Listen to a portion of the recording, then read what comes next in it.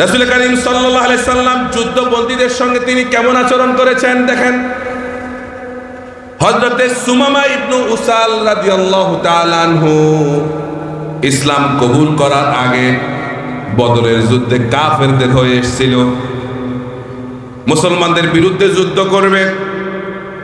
পালায়া যাওয়ার সময় রাসূল কয়েকজন মুজাহিদকে পাঠিয়ে সুমামা রাদিয়াল্লাহু তাআলা আনহু তাকে ধরে আনলেন, এনে মসজিদে নববীর খুঁটির সঙ্গে বেঁধে রাখছে, যুদ্ধবন্দী।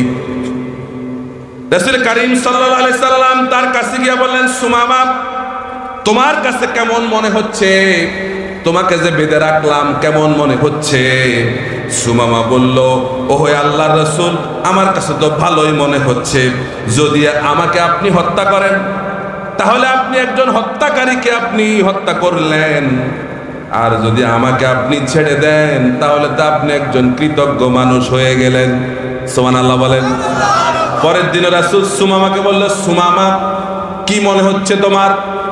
গত দিনের মতো সুমামা যুদ্ধবন্দী আজও সে রাসূলের সঙ্গে একই কথা বলে, আর রাসূল ঘরের থেকে খাবার রান্না করে এনে সুমামারে খাওয়ায়। সুবহানাল্লাহ কোন না?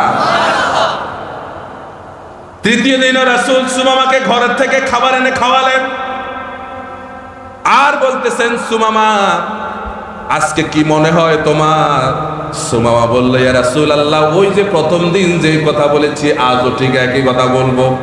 আপনি ইচ্ছা করলে আমাকে মেরে ফেলতে পারেন, আর যদি ছেড়ে দেন তাহলে আমি আপনার প্রতি কৃতজ্ঞ, কারণ আমি এমন কোনো অপরাধ করি নাই যে আপনি আমাকে ছেড়ে দিতে পারেন।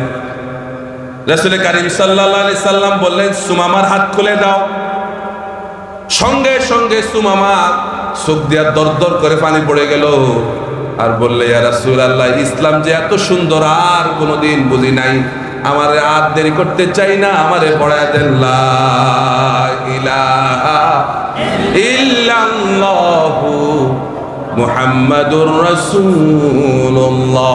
তাহলে রাসূল যুদ্ধবন্দীর সঙ্গে কি আচরণ করেছেন, আর আমাদের দেশে রাসূল এই কারণে আমাদের একমাত্র আদর্শ।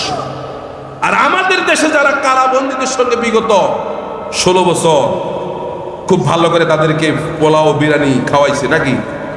কথা বলেন না কা? পৃথিবীর সমস্ত আদালত, সমস্ত মানবতা থমকে দাঁড়িয়েছে আমার দেশের কারাবন্দীদের সঙ্গে।